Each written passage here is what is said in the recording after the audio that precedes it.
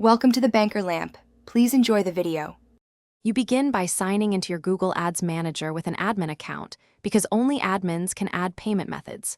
Once logged in, go to Tools and Settings, then Billing, then Settings. That opens your billing center.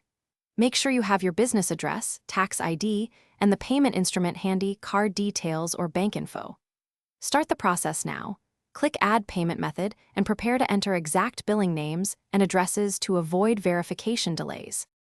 Now choose the payment method type, credit or debit card or bank account for direct debit because Google validates differently depending on choice. When entering card info, type the number, expiry, and CVV accurately. For bank, enter routing and account numbers and select account type.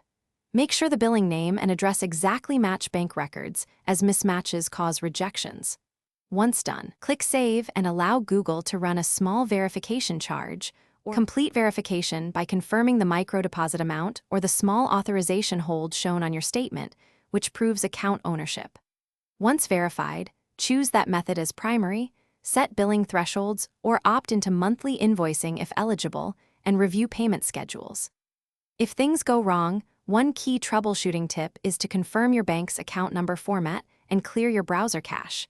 If verification still fails, contact Google Ads Billing Support with the transaction reference to speed resolution.